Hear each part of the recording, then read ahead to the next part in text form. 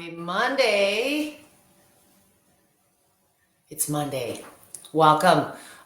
Today is part 2 of Deb's going to be a bridesmaid whole body vibration workout. Some of this is just a variation on a theme of things we have already taught you guys.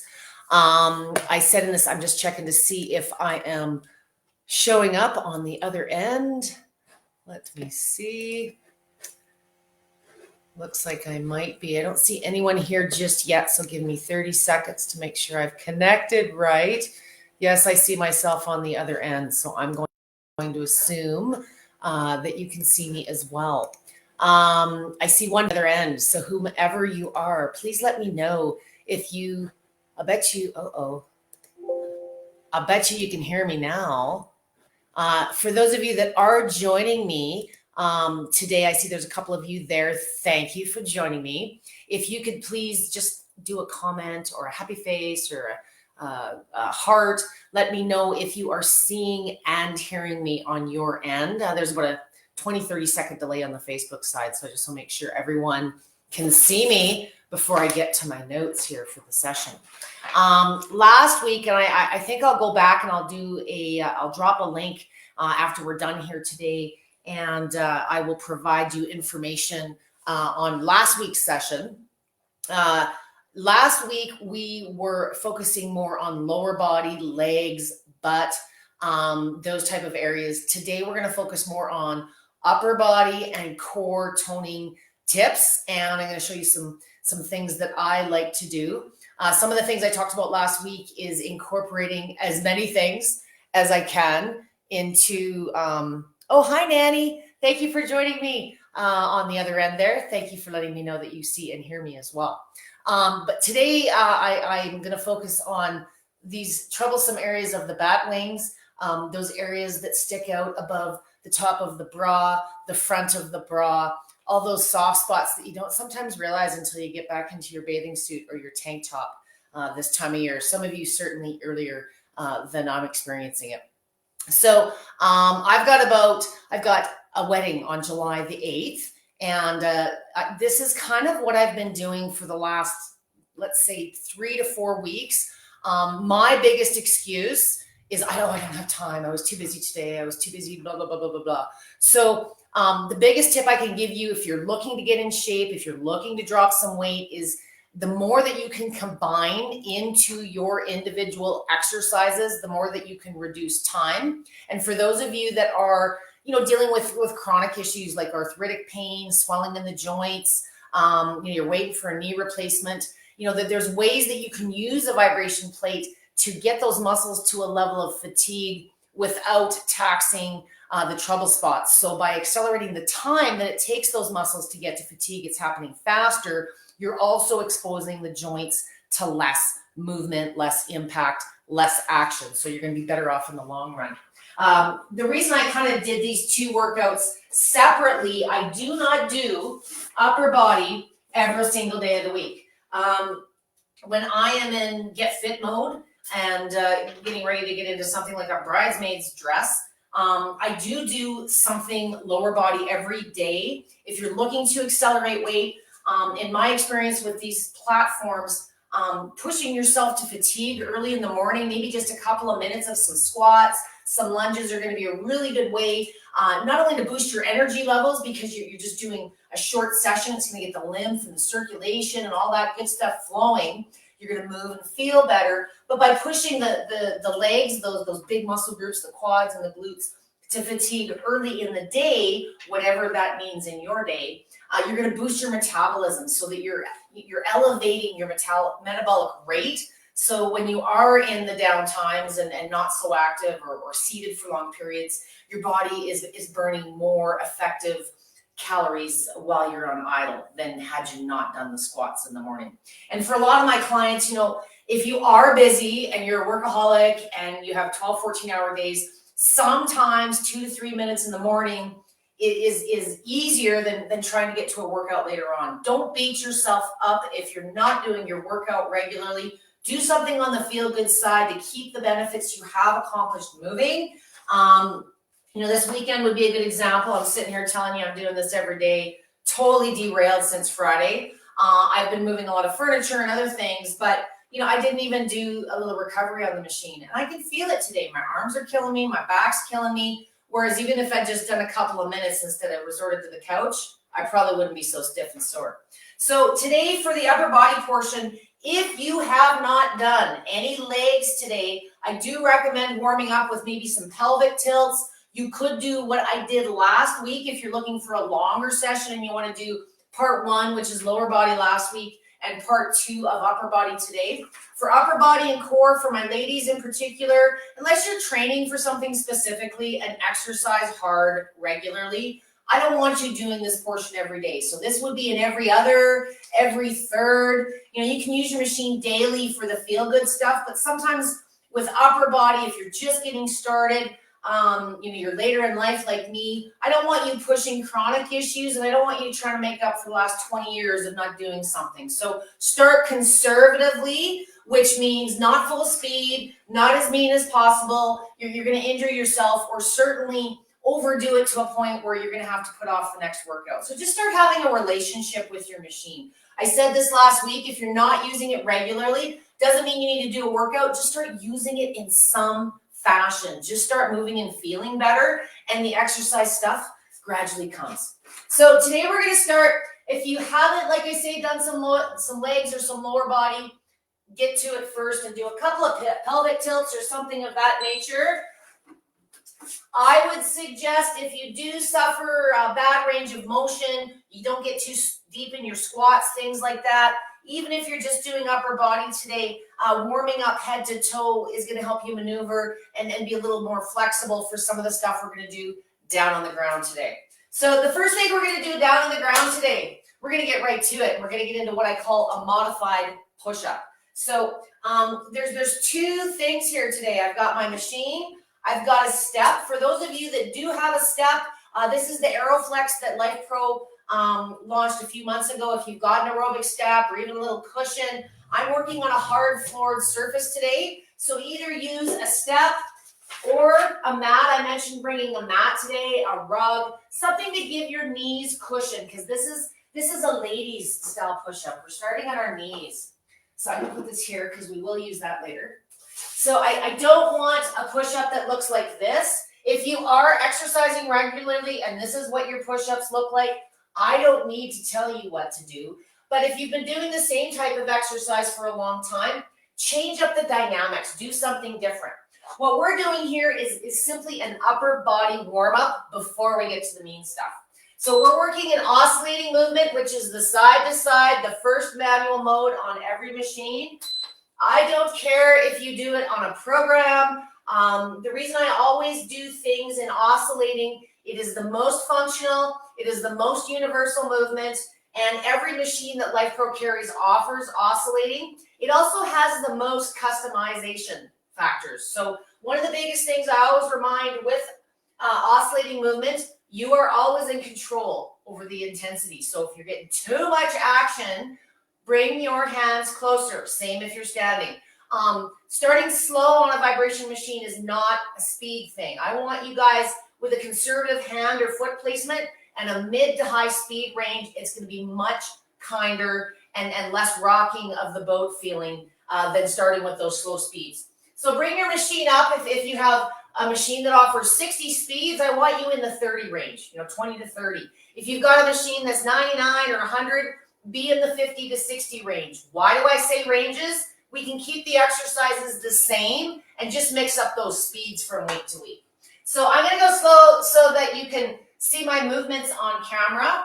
My hands, just a quick tip for those of you that have not followed any of our upper body sessions. Vibration goes straight up. So if your head is directly over your hands, you're getting the most head shake. I want you to push your body forward so that the shoulders are above the hands and your head is just past there. If you're finding already it's too much action, bring your hands a little bit closer. Make sure the elbows are undone, slightly bent if you like. And all we're doing here is getting a little bit of movement into the neck and the shoulders. Most of my ladies are a little bit stiff, and that's where we carry our stress, especially this time of day. So if you'd like to add some shoulder rolls, maybe some head movements, The goal here is to spend 30 seconds to a minute just loosening up the neck and the shoulder region and get a little blood and circulation going to those areas. The next exercise we're going to progress to is actually going to be a plank. So for those of you that are saying, I do planks now, I am not a fan of putting forearms on the machine. There's just more people that don't like it. There's more ways to do it wrong. And if it's not a harmful thing, but as women, we carry, like I say, our weakness and our tension in our neck and our shoulders. And when we put our arms on the machine, and if the technique isn't good and you don't do planks on the floor now, your body just ends up fighting and resisting and sometimes adds to the tension that you're trying to relieve. So if you want to do traditional planks on your forearms, practice on the ground and get good there first, or do like I'm about to show you today, turn them around. We are doing an upper body session. We are also doing core so that we're doing the plank. The plank incorporates more muscles than our crunches and those types of exercises, but it's also a very good exercise for upper body. If you're weak at upper body now, we will do more applications on the machine after. I want to save your arm strength to do the plank to hold you up. So to do a plank the opposite way, you can use your arms on the step if you'd like. What I'm going to have you do is come down on your forearms on the ground. You're going to put your feet on the machine, but wide with your feet. Do this at a slower speed. Planks and crunches are kind of the one exception where you just want a bit of a wibble wobble. It's about destabilization. If you feel like your feet are sliding around or you just can't stay, gripped on the machine, you're going too fast. You don't have enough body weight to keep your feet stable in a position that's really wide and fast. So just bring your speed down to the low ranges if you're doing crunches and planks. That's my recommendation. And if you really want to wrap it up, I like to do my push-ups. I need more room. Instead of planks, push-ups, same thing. But for those of you just starting, you're going to put your arms underneath you. You're going to put your feet wide on the machine, and I want your body nice and flat like a table. Now, if you're strong enough, okay, you can lock your arms to hold yourself up in this position, okay? Again, just see how it feels. Where are you feeling the weaknesses? Are you feeling the back arch? If this is too difficult and you're unable to hold yourself up for more than about 5-10 seconds, you can reduce the intensity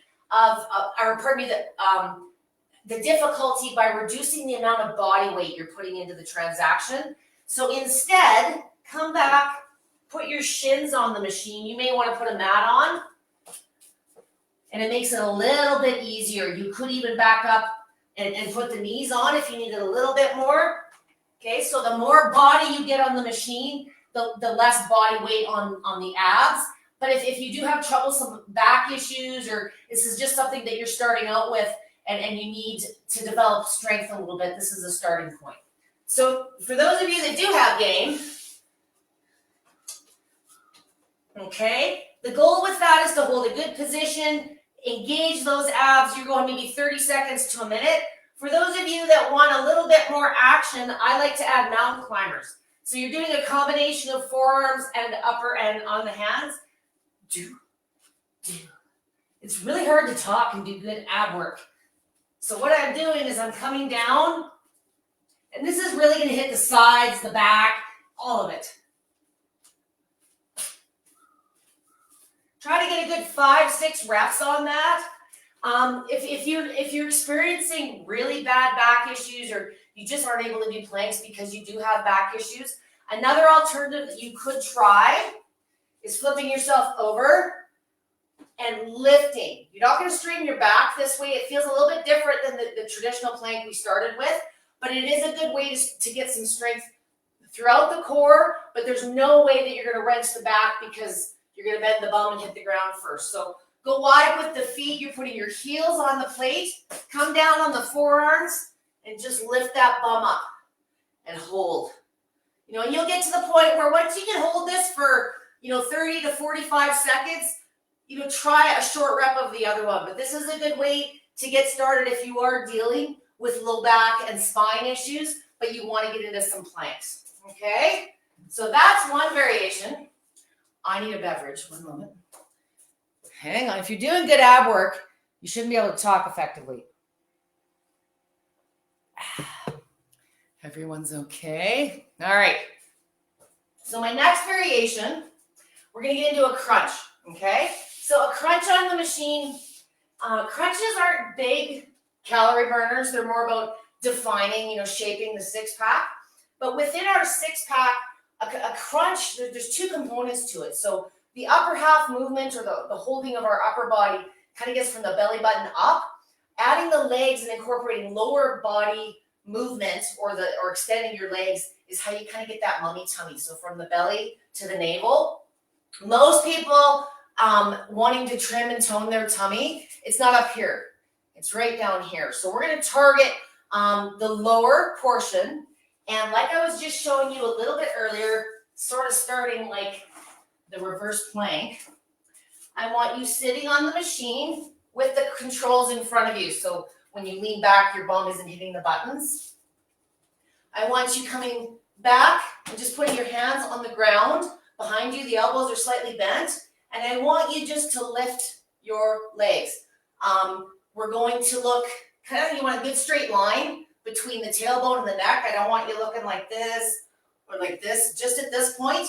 And I want you to just see how this feels. If you're not doing crunches now, just slowly extend those legs out into a bigger V, and you're going to feel those muscles engage. Now, depending on your level of conditioning, you may want to, progress to, whoops, I'm a little too far on the edge of the machine. You may want to progress to something more challenging, but if you're just starting out for the first time, just start feeling the difference between how your crunch affects different parts of your abs. So you'll feel that those legs are engaging those lower half of the muscles. If you put your feet on the ground and work the opposite way with the upper body, we're just going to put them either on our chest or our arms down by our side. And you're going to slowly come back, keeping that straight line from your butt to the back of your neck.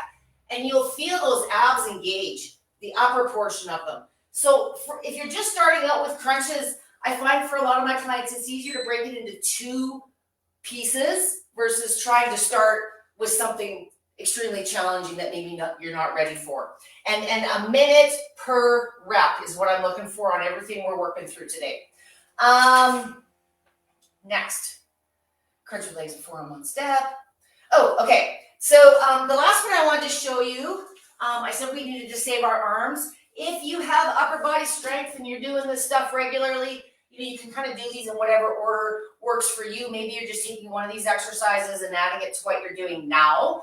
But if you are starting with upper body and you're doing some core work, I suggest leaving direct push-ups, which is where we're putting our hands on the plate for some upper body action. Leave this till the end. You'll really regret it if you kill yourself doing your push-ups and then try to do your planks. Is kind of so do the planks first, then get into this stuff.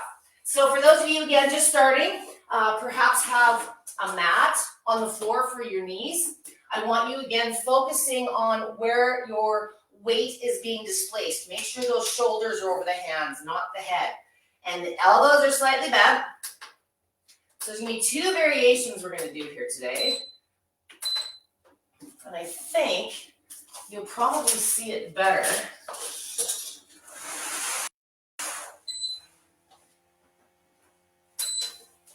And you might see it better this way. Okay. So what we're going to focus on here is one position, and all we're doing is changing the angles of our arms. This is the weakest muscle in the female body. I would bet money on it. And when we line up to do a push-up, we're just on our knees again. I just want you guys at first getting used to how this feels. And once you're able to extend to full body weight and be on your toes, good for you. But I want you focusing on good technique first. You can also use a modified push-up where you're reducing body weight just as a feel-good thing. Just because you're doing a push-up doesn't mean you're not getting wellness benefits at the same time. So hands are no more wide than my shoulders are wide, and we're simply going to bend slightly. And what I want you to look at is on this side, I want to show you how to target the tricep specifically. All you're gonna do is you're gonna take that one arm and roll it in against your sides. You see the difference there? Okay, so with your standard push-up, you're kind of coming out at a 45. You'll feel the biceps and the shoulder. I want you to pull and draw those arms in up against your ribs, and it's all triceps. What I like about this is it's easier if you have wrist issues, carpal tunnel, or you're just dealing with shoulder issues. It's not easy to do a tricep dip if it's not something you've been doing your whole life. And more often than not, by the time I get someone in the position and get the machine started, they're done anyways. So I want you to start targeting those triceps. If you're doing push-ups now, be it modified or on your toes, whatever variation you're doing, by drawing those elbows in up against the sides of the ribs, and you'll feel it. It's all tricep. I want to show you what it looks like from the side. So again, this is our normal kind of starting point. If we draw those elbows in, it's all tricep holding us up, okay? If you're able and you're strong enough, of course you're going to fatigue quicker, but make sure that you're capable first. I don't want anybody doing a face plant on their vibration machine.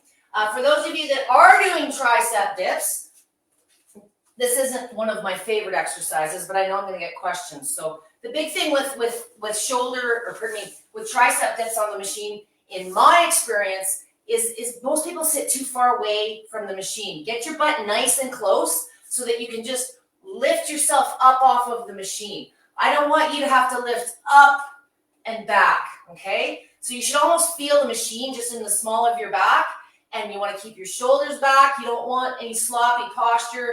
Stick the chest out, nice good posture, engage the core, and start by just lifting. And you're, just like I showed you with the tricep dips, try and draw those elbows back, like you're trying to touch them together, and you'll really hit those triceps and the front parts of your shoulders nice and hard.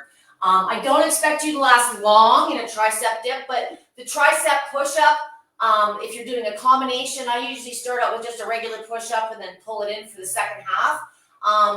Maybe a minute if you're getting to the fatigue point. Prior to that, keep working until you hit the minute mark.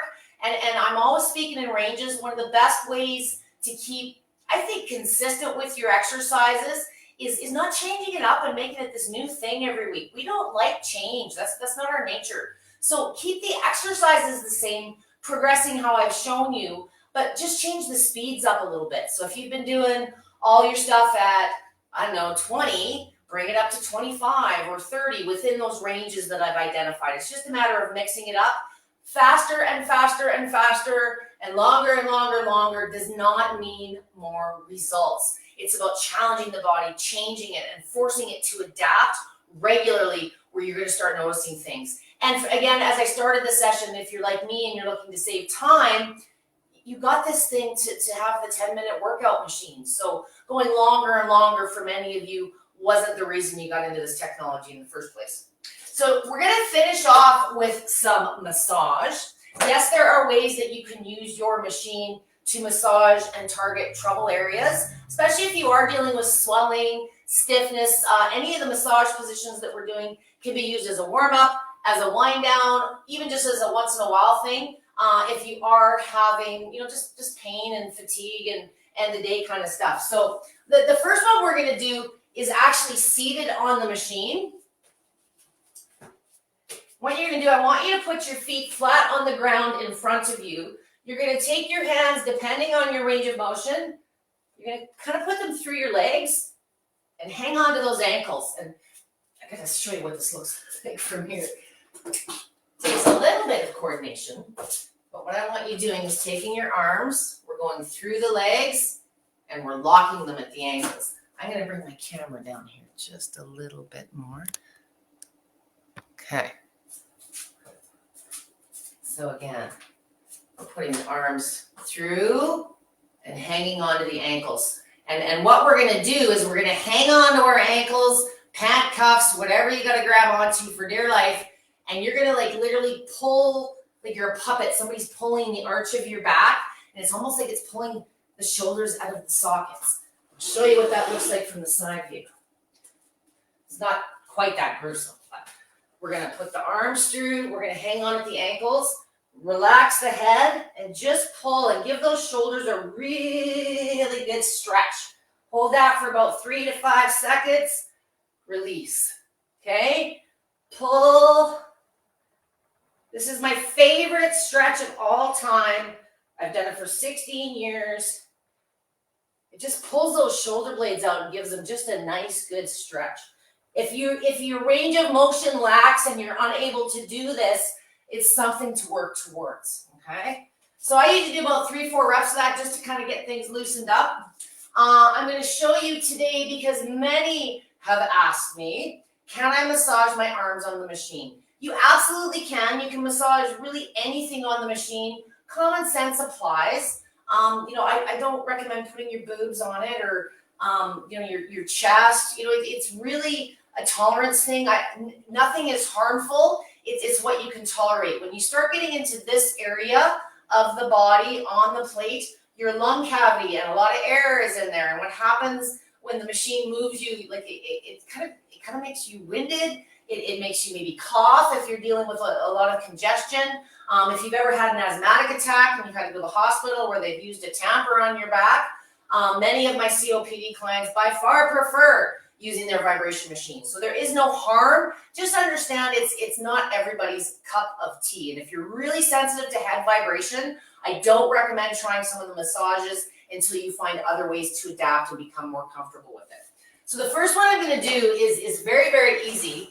It's how we do the backs of the arms. And what I recommend if you're doing massage, it's a tolerance thing, but if you're putting soft, meaty parts on the machine, you may or may not need padding. But if you're a little bit sensitive, you tend to bruise easily, you're putting bones on the machine, the knees or the ankles, put a piece of a yoga mat or a towel or something just to give yourself a little bit of cushion.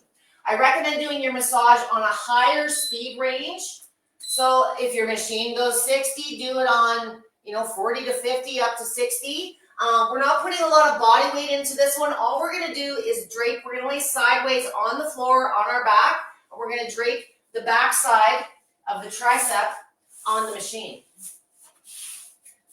And I recommend, so where your arm lays across the machine drives the amount of movement. You don't need to be all the way out at the end. To be about, not the walking position, I don't have this one marked, but you're going to be about halfway out. And you want to get all the way on until you just get the back side of the shoulder. Let that arm relax. You can lay down. Depending on the height of your machine, you may or may not find this comfortable. I like to lift up my arm. I find it gets a little bit more body weight into it. You can hang on to a hand weight. If you got some Life Pros click weights or something, just to get the body a little bit deeper. You can actually just resist a little bit, push back and beat the machine, and then roll your arm around on it. It is just a big massager when you think about it, right? So it's a good way to just get some movement in that area. To get into this area, depending again on tolerance, it would be the first time I've been black and blue after doing a massage session. I get even a little bit closer, so I'm like right on the machine, and I kind of just lay the back of my armpit literally on there. Just to I kind of get my shoulder right into the edge of the machine. Again, you're not all the way out. You do this for about a minute, maybe per side.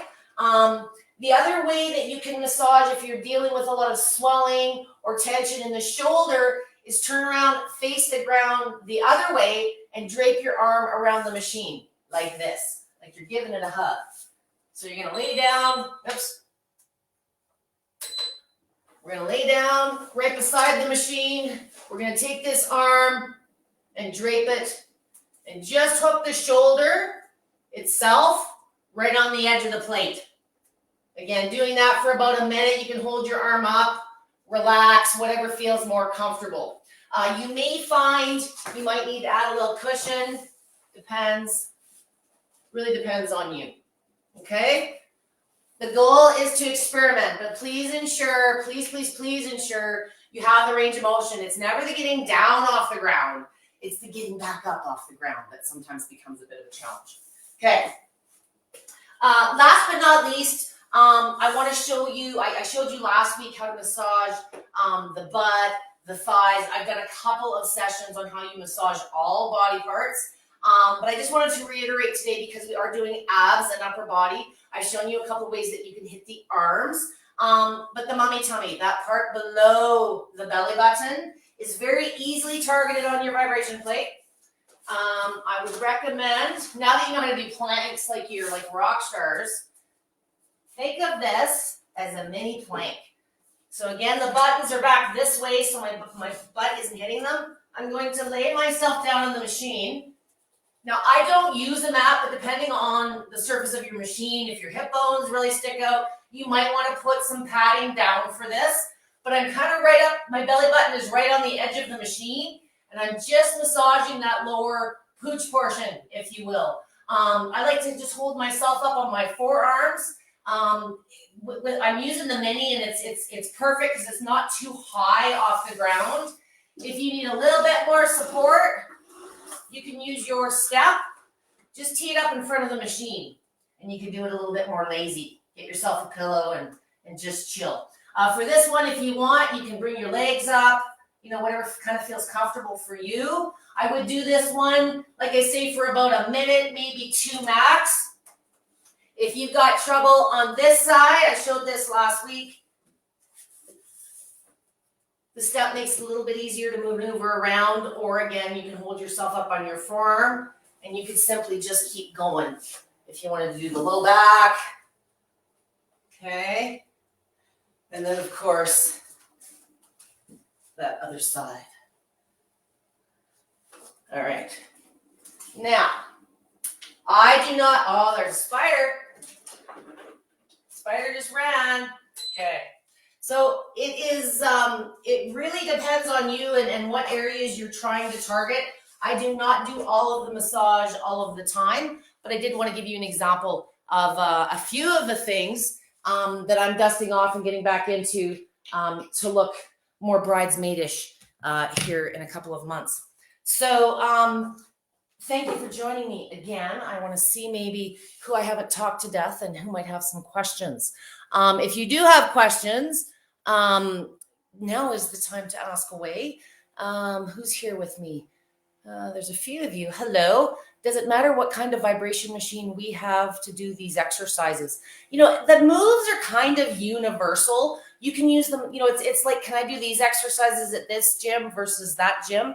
The equipment might be different, but the basic principles of exercise positions are universal. What sometimes becomes a bit of a debate, people are always looking for, well, what is the best setting for blah? Or how long should I do this for blah? And just like going to the gym, it's going to vary for everybody. So preference is important. I prefer oscillating movement. So the vast majority of machines out there do move like a teeter-totter. If you've got a lateral movement or you've got a vertical movement, there's different movements out there, but how you use the exercises on the machine, there's just the modifications in oscillating with the foot and the hand. And I think part of the reason I prefer, from a coaching perspective, oscillating is you can really tailor the intensity of the vibration by that hand or foot placement. So yeah, regardless of what machine you are physically using, most of them have oscillating movement. If you're dealing with a vertical or pulsation style machine, it becomes even harder to compare numbers. They have a completely different set of frequency ranges. Much higher does not mean better. There's two movement factors. There's two factors with every vibration machine, which is your speed or your frequency, how many times it's moving, and the amplitude or the displacement, which is how much it's moving each time. And in the oscillating world, you tend to have lower operating speeds and frequencies, but much more movement capability. Whereas with vertical machines, they have much higher frequencies, but the amount that they're moving is substantially less. And it tends to be limited to either one or two factors. So you don't get a lot of variability to maximize it up. The reason I also prefer oscillating movement, regardless of what brand you're using, but I hope it's Life Pro, is it mimics how we walk. It's the most natural movement. And when I'm looking for things like rehabilitating for balance and stability and those types of things, hands down, it does have advantages using this style of movement, especially if you're coming from a below baseline place or you've been dealing with some chronic issues and you're just getting moving again. For a lot of people, standing on a machine, let alone squatting, is something that's challenging. So having, a movement that better complements our function and creates that movement for us can help us, even rehabilitate faster, because it's just a more appropriate movement for what we're trying to accomplish. Can I watch this workout again after it's over? Yes, it'll be recorded as soon as I stop blabbing. There's a recorded version, and I will put a link in the event and in the comments as well to last week's where I did the lower body stuff. So if you did cut out my rambling and you did each of the exercises I did last week and this week for about a minute each, you're still going to be well under 10 minutes.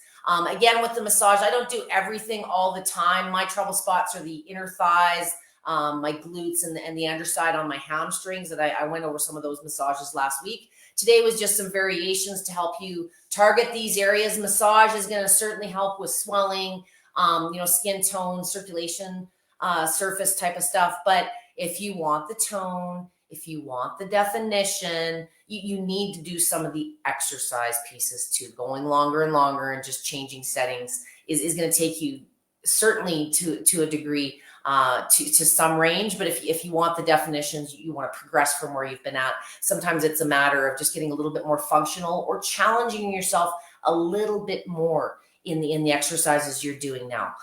So I keep it simple. And if you have had a busy day, it is that time of year where we're getting outside and we tend to be just busier physically doing other things, different activities, new muscle groups being used again.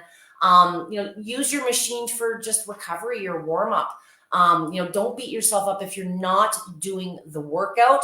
Just use it as a lifestyle tool to enhance and complement other things that you are doing to keep those changes retained and, keep the lymphatics and all that good stuff going as well.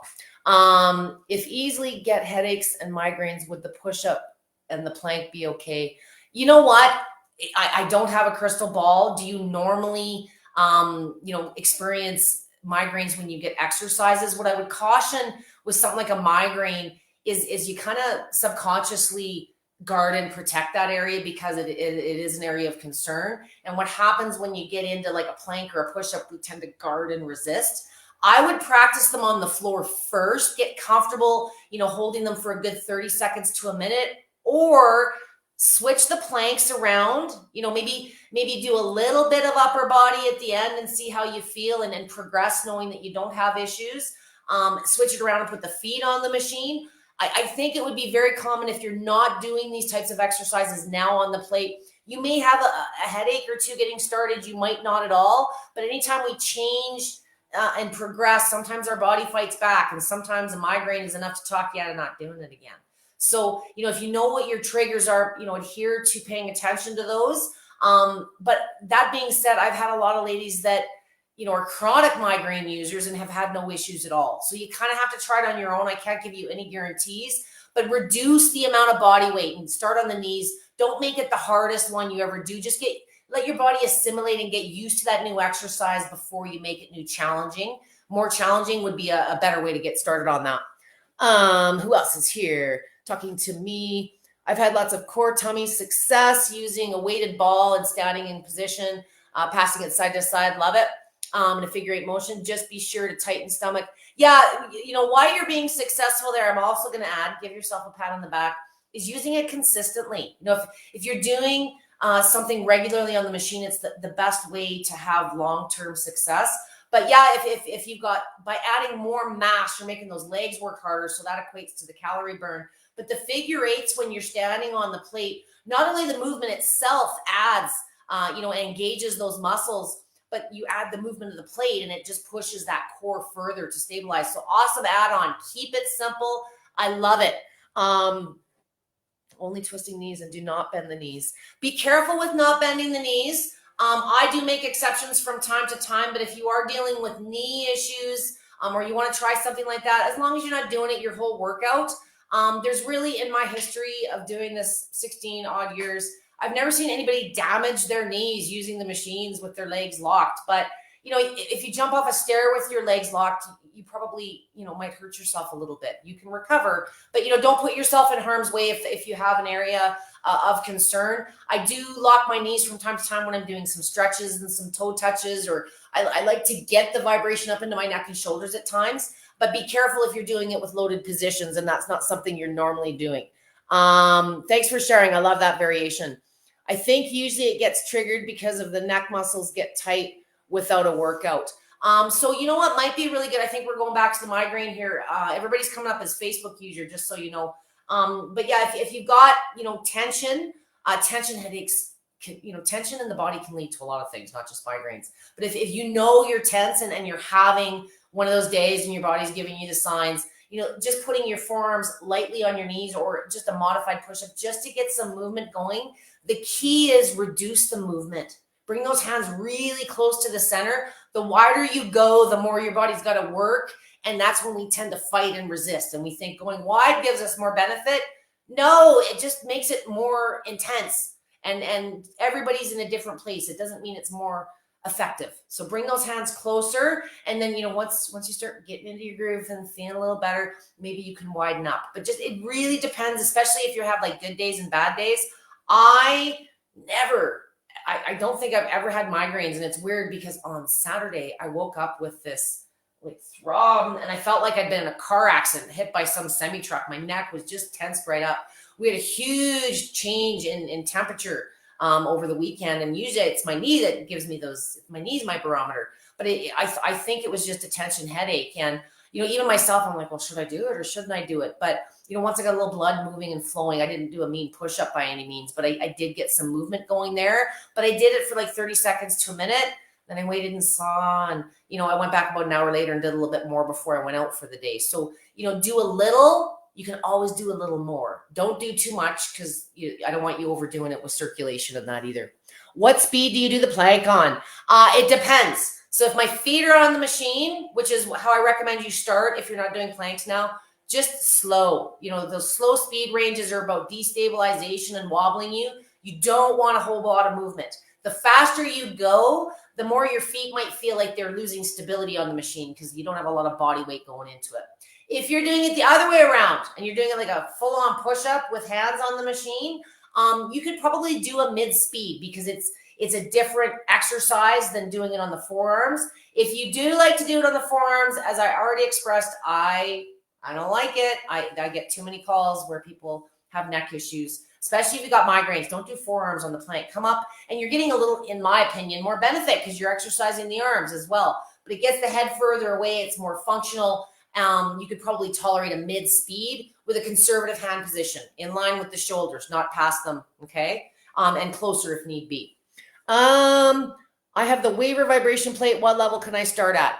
Listen to what I've said. How many speeds does your vibration plate offer? It's not the waiver versus the mini versus the Rumblex.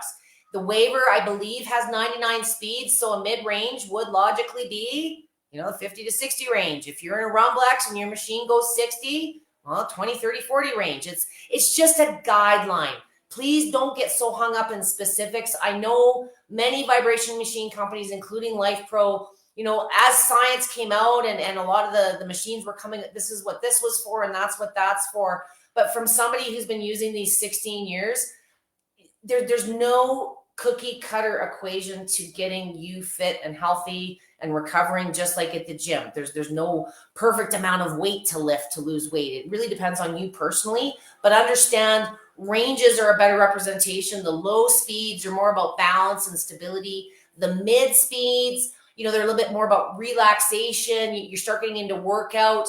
They're a little bit smoother. And then as you get up to the higher ranges, it's more like vibration. You don't feel that choppy wobbleness, but you may need to modify your foot or hand placement to get to those higher speeds. It's not about going full speed with wide hands. And if you ever feel like you got to fight or resist the machine, you're either going too fast and too wide, modify one of those factors. Try bringing the hands or the feet closer or just reducing the speed a bit. Most people that are not used to using vibration plates, if you try going full speed, full width with you find like you got to fight and resist it because your body's just not ready to take the max of both factors that you can play with on these machines. So it's never just speed. So it depends on where the foot or the hands are placed in oscillating speed, that is. So for what we were doing today on the waiver, anything where you've got your, your crunches and your planks, I suggested a slower range. And then when we got into some of the actual exercises of massage, a mid to higher speed range, you're going to find a lot more comfortable.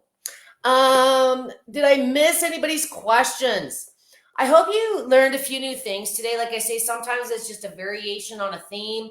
I really love dynamic movements when I'm doing my planks. It's a really good way to target more muscles in the group to get a little bit more cardio going. And I like to fatigue quickly. As I said, I'm a busy woman. I got lots of things to do. So exercise isn't always about, going for long durations. Do something every day, get consistent with your use. And while you're embarking on other activities this spring, use it as a complement to other activities. I'm doing this as kind of a condensed workout for the next couple of months to get into that bridesmaid dress that I've talked about. And I know my trouble spots. A lot of the things I did today were targeted more to it was about my needs, not yours. But I know many of you that are post 50 women like me, have the same questions and the same challenges. And the simpler you can keep your routine and the better your positioning, your technique can be, the more effective you're going to find yourself and regularly in the long run. So thank you very much for joining me. I don't know if I do have any other questions. If you're watching this on a recorded basis after the fact and you do have a question, just tag me at Debby with a Y. I'm always here to answer questions. And thank you for joining me. If you missed today's workout because you didn't know about it or you forgot to say you were going, any of the future events that Amber, myself, or Roseanne do, when you get notified that they've been posted, if you want to make sure you catch one, or even if you just want to make sure you catch the recording, go in and say going or interested so you can interact and you get updates with the event. Even if you're not able to attend and you've said you're going, it'll be a quicker way to find the recording after the fact as well. So just things to keep in mind. If there's a lot of different sessions and things coming as seasons change. And if there's a particular workout that you're looking for and you missed it, just by interacting with the event, you'll find you get those notifications and you can watch a little bit later on. So thank you for joining me, guys. I appreciate, you guys joining me and wanting to learn more. If there's anything you guys ever want us to cover in our sessions or something you wanted us to cover again that you need some motivation for, just let us know. We're always looking for ideas. I appreciate your support and I look forward to seeing you again next Monday. I am here every week. How often do I come live? I'm here every Monday, typically 5 p.m. Eastern Standard Time. If I set a time, that will be my time for the month. And usually we set up our topics on a monthly basis. So we're looking ahead and knowing what we are doing. So again, if there's something of interest, make sure you interact, even if it's not the best time for you. Say that you're going or you're interested, so at least you'll get the updates and quicker access to the recording once it's through. And if you wanted to search the past videos that I've done, just go into the Life Pro main page. I find it's easier to look up videos there sometimes than in the VIP group, and search Debby. It'll bring up all the comments I've ever made in the group, and with the Y, it makes it a little bit easier to search for me. So again, thanks again. You guys have a fantastic week. Deb's going to be a bridesmaid on July 8th. And once I finally select the dress, I will show you guys what that looks like as well. So thank you very much. I look forward to seeing you guys next week. I haven't set up a topic yet, so I will let you know what that's going to be within the next day or two. Have a great week, guys. Don't work too hard and keep shaking.